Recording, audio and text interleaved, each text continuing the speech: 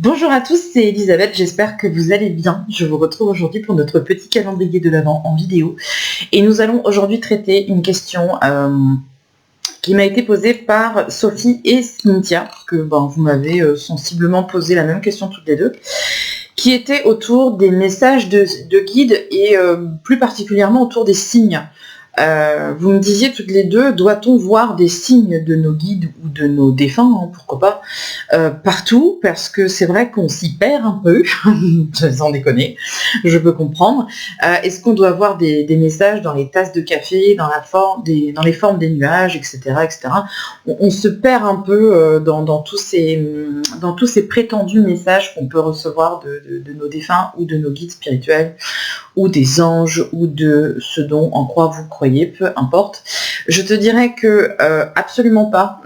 c'est là où il faut rester dans le rationnel. Tu vas recevoir des messages et des signes, je dirais, si tu en demandes déjà, parce que si tu n'en demandes pas, tu vas en recevoir, mais tu ne sauras pas que c'est des signes, puisque tu n'as pas demandé d'avoir un signe. Tu vois un peu la logique. Donc on va recevoir bien sûr des messages, mais après il ne faut pas non plus tomber dans l'excès total. Là aussi, je pourrais vous en raconter des anecdotes qui seraient très drôles, mais on m'a envoyé des photos de trucs pas possibles en me disant je suis sûre que c'est un signe. Mais il ne faut pas avoir des signes partout, effectivement, il faut rester clair avec ça, quoi. Donc tu vas recevoir des signes, vous allez recevoir des signes. J'ai fait des vidéos là-dessus, j'ai fait aussi des vidéos sur le groupe coaching, sur les messages de guide. Ce qu'il faut bien saisir, c'est que effectivement, on est guidé en permanence, ça c'est sûr. Ça c'est certain. Après, il faut comprendre comment je te dirais, la symbolique et le rôle de la guidance. Les gens pensent qu'on devrait avoir des guides avec nous en permanence qui prennent toutes les décisions à notre place et qui solutionnent tous les problèmes de notre vie à notre place. Un guide, c'est pas non plus quelqu'un qui va faire à votre place. C'est pas le but. Le but du guide, c'est de vous envoyer dans une réflexion et de vous faire comprendre que là, il y a un message. Donc, le signe que tu vas réceptionner aujourd'hui, le 4 décembre, si ça se trouve, il va faire écho en toi dans 6 mois, dans 1 an, dans 5 ans, dans 10 ans. C'est ça qu'il faut comprendre. C'est-à-dire que tu ne vas pas recevoir un mail où ton guide va te dire, écoute, à partir de dorénavant, il faut faire ça. Non, c'est pas comme ça, en fait, c'est très subtil. Et après, il faut pouvoir les réceptionner, ça c'est la première difficulté, évidemment, et il faut pouvoir aussi les prendre en compte et agir en fonction. Parce que des gens qui me disent oui, alors moi je suis fâchée avec mes guides parce qu'en fait ils m'ont oublié, ils sont pas là, ils me donnent pas de message. Des fois on a envie de dire aux gens mais arrête de râler, arrête de gueuler, et puis tu verras que des messages t'en as tout le temps. Mais si tu passes ton temps à aller snober tes messages de guide, tu pourras jamais en prendre note et agir en fonction. C'est ça qui est compliqué pour les gens. Il y a aussi la surdemande, c'est-à-dire que tu as des personnes, elles vont poser une question à leur guide, puis 2, puis 3, puis 4, puis 10, puis 20, puis 30, et puis au final, le temps que la réponse arrive, ils vont avoir la réponse 1 à la question 130. Donc là, on va pas comprendre. Tu vois un peu le truc? Donc, il faut réussir à être suffisamment ordonné, suffisamment ancré, suffisamment aussi dans l'analyse, le discernement, encore une fois. Et tu vas poser, par exemple, une question à ton guide parce que tu as un choix à faire. Alors, essaye quand même que ce soit un choix qui mérite quand même une guidance, parce que si c'est juste pour savoir si aujourd'hui, Black Friday, tu vas commander un sac noir ou un sac plutôt rouge, ça, tout le monde s'en fout, prends les deux, ça te fait plaisir, c'est Black Friday, alors vas-y, fais-toi plaisir, on ne vit qu'une fois. Mais il faut que ce soit des messages qui soient importants. Si c'est pas important, tu n'auras pas forcément de réponse. La non-réponse est aussi une réponse. Ça, je dis ça aussi. Des fois, des personnes qui ont du mal à formuler une question. Si déjà tu n'es pas sûr de ta question, pourquoi tu n'aurais une réponse? À un moment donné, il faut être sûr aussi de ce qu'on veut entendre. Et si tu l'entends, est-ce que tu vas l'écouter et tu vas agir en fonction? Encore une fois. Parce que, prenons l'exemple d'une guidance, par exemple. Quelqu'un qui fait une guidance, un rendez-vous de guidance ou un rendez-vous de voyance même, pourquoi pas. On explique toujours qu'il y a le libre arbitre de chacun qui va rentrer en ligne de compte. Donc tu vas dire à quelqu'un, ah non, mais laisse tomber, il faut surtout pas tourner à gauche parce que c'est pas bon, ça va pas aboutir, c'est un contretemps, etc. C'est pas bon, va pas à gauche. La personne, elle va t'entendre, elle va dire, ok. clignotant à gauche, boum, je vais à gauche. Il y a des gens comme ça. Hein. Et le pire, je te dirais dans tout ça, j'ai un chat qui balade. Tout va bien. Je me demande de rester calme. Le pire dans tout ça, c'est que les gens peuvent tenir pour responsable le médium, la voyante, la copine, pourquoi pas, le guide, lui avoir dit il faut pas tourner à gauche. Même si elle a tourné à gauche, elle va dire oui, mais c'est pas de ma faute, c'est de votre faute. Ça, c'est classique. C'est classique. J'ai un ami qui est gendarme. C'est un très bon exemple, tu vois. J'ai un ami qui est gendarme et ça lui arrive de temps en temps, malheureusement, de faire des contrôles autoroutiers, contrôle vitesse. Paf. Il va flasher quelqu'un à 180 km/h, il l'arrête, 180 au lieu de 110, admettons, hein, voilà, parce qu'au lieu de 50, ça fait quand même beaucoup. Donc, 180 au lieu de 110, il le fait sortir de la 4 voies, paf, monsieur, excès de vitesse, oui, il va te dire, tu sais ce qu'il va te dire, le conducteur ? Oui, mais c'est pas de ma faute. Les gens ont une faculté à se déresponsabiliser de tout, c'est fou. Oui, mais c'est pas de ma faute. C'est parce qu'en fait, il est 4h25, l'école finit à 4h30, je suis un petit peu à la bourre, hein, du coup, je vais vite. Mais c'est pas de ma faute, c'est de la faute de l'école. Si l'école finissait à moins le quart, je serais pas pressé. Donc, pour la guidance, c'est un petit peu la même chose. Les gens demandent des messages de guide, on leur donne un message. C'est pour ça, d'ailleurs, que j'ai arrêté les messages de guide, parce que les gens n'entendaient que ce qu'ils avaient envie d'entendre, en fait. Et en plus, le guide, comme il t'envoie dans une réflexion, il te donne pas un message tout fait, quoi. C'est à toi de le comprendre. Moi, il y a des messages, j'ai mis 5 ans à les comprendre. Quand je dis ça, les gens me disent, mais tu déconnes, t'es médium. Bah ouais, et alors ? Moi, quand on me parle en charade, je comprends pas. Donc, il faut que ce soit hyper concret. Si c'est hyper concret, je comprends. Si c'est pas concret, je vais avoir du mal. Je suis pas équipée pour ça. Donc, j'ai un livre, je note tout dedans, tous les messages que je peux avoir. Et moi, je vais chercher des messages dans les heures miroirs. Ça, j'y crois. Personnellement, j'y crois. Si je me réveille à, 3h03 du matin, je me dis, tiens, il y a peut-être un truc là. Je vais croire aussi au nombre enfin, ça c'est plus de la numérologie, vous allez me dire, mais quand il y a des chiffres qui reviennent comme ça régulièrement, ça, je vais commencer à me dire, tiens, c'est bizarre, ils sont en train d'insister. Je vais croire aussi aux messages sur les camions. C'est bizarre, hein. Mais quand il y a des messages publicitaires sur les bâches de camions, je fais attention à ça. Je fais attention aussi à ce que les gens me disent. Très souvent, un guide va passer par quelqu'un d'autre pour nous faire parvenir un message. Mes rêves aussi, il faut apprendre à noter les rêves. Et puis moi, j'aime bien leur lancer des défis. C'est-à-dire que même si je suis médium et que j'ai ces capacités-là, j'aime bien en fait lancer des défis. Je dis ça, je lance des défis à mes guides en leur disant, bah voilà, il faudrait que je vois ci, il faudrait que je vois ça. Parce que si je vois ça, ça valide. Parce que même quand on est médium, on a toujours notre mental qui vient quand même contrecarrer le truc en se disant, ouais, mais peut-être que j'imagine. Tu vois, peut-être que j'imagine une réponse qui est séduisante, qui me ferait plaisir et du coup qui va valider un choix que j'ai envie de faire. Donc c'est toujours un peu compliqué, hein. C'est pas parce qu'on est médium qu'on a toutes les réponses et qu'on fait jamais d'erreur, hein. Au contraire. Et puis les erreurs, c'est l'expérience aussi. C'est normal d'en faire. Mais de là, avoir des messages absolument partout, non. Je vais plutôt chercher... Puis tu sais, quand ils ont un message à te faire parvenir, ils vont insister. C'est-à-dire que, par exemple, tu vois, quand je voulais faire... alors, c'est même pas moi qui voulais faire à la base, c'est quand je me suis lancée dans les projets Brocéliande. Moi, je voyais pas du tout l'intérêt de faire ça. Pourquoi ? Parce que j'avais un gros doute et je me disais, est-ce que les gens ont vraiment envie de venir à Brocéliande avec une médium pendant le week-end ? Peut-être pas. Peut-être en fait que les gens, ils n'ont pas du tout envie de me rencontrer. Et peut-être qu'ils n'ont pas du tout envie de me voir.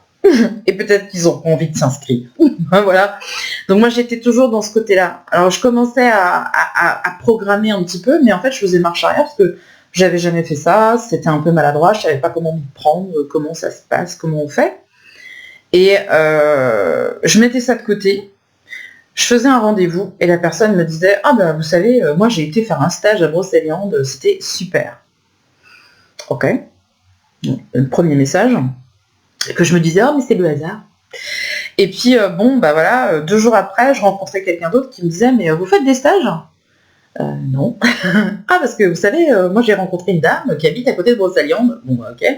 Et du coup, on n'arrêtait pas comme ça de me relancer sur Brocéliande, les stages, les formations, les ateliers, enfin bref. Et du coup, je pense que c'est des choses qu'on m'a remis devant moi pour me faire comprendre, il faut que tu ailles là, il faut que tu fasses ça. Et après, une fois que j'avais commencé un petit peu à dégrossir mon projet, ça s'est passé plutôt bien, ça a été assez fluide, ça s'est passé très très vite. Et quand tu as des projets comme ça qui sont, t'as l'impression que c'est balisé, tu suis un chemin, boum, t'arrives, ça y est, c'est fait, c'est programmé, tout va bien. Et je me dis peut-être que c'est un coup de bol en fait, peut-être que ça se passe bien sur l'organisation, mais après, est-ce que les gens vont vouloir s'inscrire ? Je sais pas. Donc il faut tout prévoir, il faut quand même, t'as des enjeux économiques aussi, hein, ça se fait pas comme ça. Là il faut être il faut bien en organiser ça pour que ce soit bien programmé. Bon, au final j'ai des inscriptions, bon c'est un petit peu timide au début les premières fois, mais bon au final ça se passe plutôt bien. Et puis la date arrive du premier stage, la première date du stage, et là plus le temps passe et plus je monte en pression en fait. Plus je m'angoisse, plus je me stresse, plus je me dis mais si ça se trouve je serai pas à la hauteur, si ça se trouve je suis pas légitime, ça va être emmerdant, si ça se trouve je vais pas être au top, si ça se trouve ils vont être déçus, enfin voilà. Moi je suis quelqu'un de très généreux, donc j'aimerais bien que ça se passe, moi je veux pas que les gens soient contents, je veux qu'ils soient émerveillés. Je veux que ce soit quelque chose d'exceptionnel pour eux, je veux qu'ils vivent un moment qu'ils n'ont jamais vécu et qu'ils ne vivront peut-être plus jamais, tu vois. Ça c'est mon excès, ça. Je suis excessive, j'y peux rien. Et donc je suis en train de m'angoisser, tu vois. Je suis en train de m'angoisser sur janvier, je sais pas trop bien, qu'est-ce que je vais faire, qu'est-ce que je vais dire. Je construis, j'écris mon programme, j'écris mon fil rouge, mais toujours dans le même bain, tu vois, toujours en train de me dire, ouais, peut-être réussir, peut-être pas, je sais pas, on verra, voilà. Et j'ai besoin d'une validation, et du coup je demande à mes guides, et mes guides, bah eux ils me répondent par des questions, hein. Moi je leur dis, ça va peut-être pas marcher, et ils vont me répondre, pourquoi ça marcherait pas ? Bah parce que peut-être que je vais être nulle. Elisabeth, pourquoi tu vas être nulle ? Enfin tu vois, il n'y a pas de réponse en fait, on m'envoie dans une réflexion, mais on va pas me dire, oui t'inquiète Elisabeth, ça va super bien se passer. Non, on va m'envoyer dans une réflexion pour justement me faire comprendre toute seule. Le but c'est ça. Mais je flippe. Je flippe. Et le temps passe. Et je vois le calendrier qui commence à se raccourcir, et c'est dans quelques jours. Et c'était au mois de janvier, je m'en souviens. Et du coup, je demande validation à mon guide. Je dis, écoute, il faut que tu me valides, donne-moi un signe, je bois n'importe quoi, mais montre-moi que ça va bien marcher. Et on part ce jour-là, c'était un dimanche, on part ce jour-là faire la galette des rois chez ma sœur. Et la galette des rois chez nous est une tradition qui a la dent dure, comme on dit. On déconne pas avec la galette des rois. Chez nous, c'est une vraie compète. Limite, c'est sous contrôle d'huissier, quoi. C'est un truc de fou, hein. On ne triche pas, on ne favorise pas les enfants, on ne met pas 2 fèves dans la même galette. C'est hyper strict. J'ai ma nièce qui déconne pas non plus avec ça. Il y a des tension, hein. Donc imaginez-vous bien que la tension est palpable, c'est une galette des rois, mais tout se joue là, parce qu'on se dit que si quelqu'un a la fève, ça va être une super année. Si on n'a pas la fève, notre année va être pourrie. Donc on est un peu... on n'est pas là pour déconner, quoi. Donc, galette des rois, boum, c'est chez ma sœur, et c'est, elle a pris les galettes des rois à la boulangerie du coin, etc. Et il y a un thème dans les galettes, on va dire que, vous savez, il y a toujours un thème tous les ans, dans tous les magasins, dans toutes les boulangeries, et je crois que cette année-là, ça devait être, on va dire, la Reine des Neiges. C'était peut-être plus ça, mais pour le coup, on va dire que c'était ça. Donc, Reine des Neiges, donc ok, on est tous à table, hyper cadré, hyper sérieux, tout le monde se regarde dans le blanc de l'œil en disant qui va avoir la fève cette année. Attention, on revient, le premier qui triche, attention. Distribution, le plus jeune va sous la table, c'est lui qui dit les prénoms, les assiettes sont toutes mises en place, ok, très bien, nickel. On ne triche pas, on n'ouvre pas la part pour aller voir qui a la fève, c'est interdit, sinon c'est disqualifié. Hein. Ah, c'est hyper rigoureux. Hein. Et là, donc, on mange les galettes, hop, c'est parti. Et moi, je tombe sur la fève. Je me dis alléluia, donc ça veut dire déjà que mon année va être exceptionnelle. Ça c'est fait, voilà, ça c'est bon. Sauf qu'il y a un problème. Il y a un problème, c'est que ma fève, c'est pas la Reine des Neiges. Ma fève, et c'est véridique, hein, parce que je pourrais avoir des témoins avec moi qui pourraient dire que c'est vrai. Ma fève, c'était Excalibur. C'est pas un signe ça, hein, franchement. Sauf que j'ai eu des problèmes, c'est que tout le monde était sur la Reine des Neiges et j'avais ma fève Excalibur, quoi. Je veux dire, c'est pas possible d'avoir la fève de Brocéliande, puisque c'est pas les galettes de Brocéliande. Donc, suspicion de tricherie. Donc, j'aurais pu très bien être exclu du jeu. Au final, ils m'ont laissé le bénéfice du doute et nous avons eu l'explication quelques jours plus tard. Il s'avère qu'il restait quelques fèves des autres années dans un petit récipient et que n'ayant pas suffisamment de fèves, il a pris une fève au pif, il l'a mis dans une galette au pif. Mon beau-frère a acheté les galettes au pif. Il y a eu un tirage et paf, j'ai eu la fève. Donc ce matin-là, j'avais demandé un signe d'avoir une validation. Je voulais qu'elle me valide le fait que Brocéliande se passerait très très bien. Et au final, Brocéliande s'est passé très très bien. Tu vois, ça c'est un signe. Donc si tu as un petit peu de mal, et si vous avez toutes les deux manifestement du mal à identifier les signes des guides, et que vous avez peur toutes les deux de voir des signes partout et d'être pas sûr que c'est ça, et peut-être que oui, et peut-être que non, eh ben lancez des défis comme ça à vos guides pour voir quelque chose de précis. Ça peut être un animal, ça peut être un objet, ça peut être, je sais pas, un signe bien particulier et quelque chose de rare ou d'exceptionnel pour valider la réponse à une question. Et je vous invite, sous cette vidéo, peut-être à nous faire part de vos expériences concernant vos propres tests, je vais pas réussir à le dire, et d'en parler tous ensemble parce que vous êtes nombreux à avoir eu des signes comme ça, notamment sur le groupe coaching où on partage là-dessus assez régulièrement. Et je t'assure que si tu fais le test, si vous faites le test, vous verrez que c'est assez bluffant et qu'on peut avoir des réponses parfois qui sont vraiment balèzes, déconcertantes. Je vous remercie en tout cas toutes les deux de m'avoir posé cette question. Je vous retrouve demain, normalement, samedi, pour une nouvelle vidéo. Je vous embrasse, prenez soin de vous. Salut.